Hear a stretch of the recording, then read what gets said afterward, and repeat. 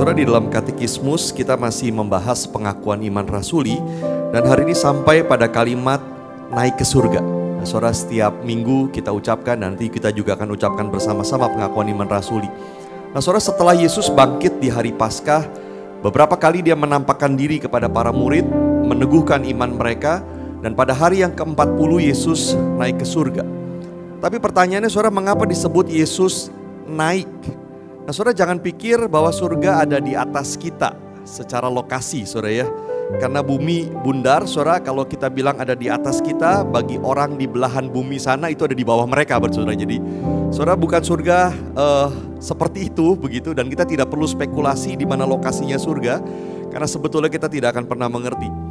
Tapi saudara, kisah para rasul mengatakan pada waktu peristiwa kenaikan itu, terangkatlah Yesus, disaksikan oleh mereka, dan awan menutupnya dari pandangan mereka, lalu hilang. Nah, saudara, pertanyaan kita lagi-lagi, kalau surga bukan di atas kita secara lokasi, lalu mengapa Yesus digambarkan terangkat atau Yesus naik ke surga? Saudara, kenaikan Yesus ke surga itu melengkapi seluruh karya Yesus di bumi. Yohanes 16 ayat 28 berkata, Yesus datang dari Bapa dan kembali kepada Bapa. Dimulai dari peristiwa Natal, diakhiri dengan kenaikan ke surga. Dari kemuliaan masuk kepada kehinaan sampai titik paling rendah, dan dia kembali kepada kemuliaan, kembali ke surga. Nah, sama seperti para murid sudah menjadi saksi bahwa Yesus mati dan bangkit, mereka juga harus menjadi saksi bahwa Yesus naik ke surga. Artinya, saudara, harus ada peristiwa yang jelas dilihat oleh murid-murid. Yesus bukan menghilang, Yesus bukan mati, tapi meninggalkan mereka ke tempat yang tidak terjangkau oleh mereka.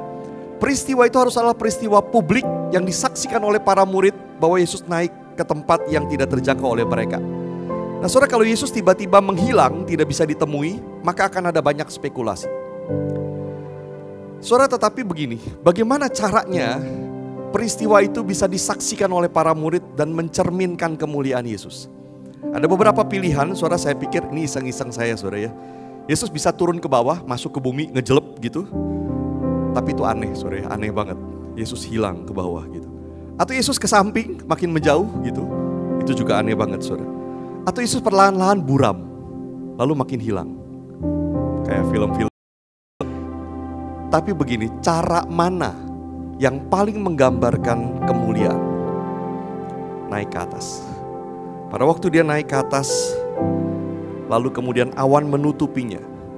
Gambaran itu menunjukkan dengan sangat jelas kemuliaan Yesus. Dia naik untuk menerima segala kemuliaan. Nah, saudara, konsekuensi dari Yesus naik ke surga adalah sekarang ini Yesus tidak ada lagi di dunia. Saudara, dia ada di surga, memerintah di sebelah kanan Allah Bapa, dan satu kali nanti akan datang kembali untuk mengalahkan semua musuh termasuk kematian. Saudara, pertanyaannya, kalau Yesus di surga, apakah dia hadir hari ini bersama dengan kita di sini?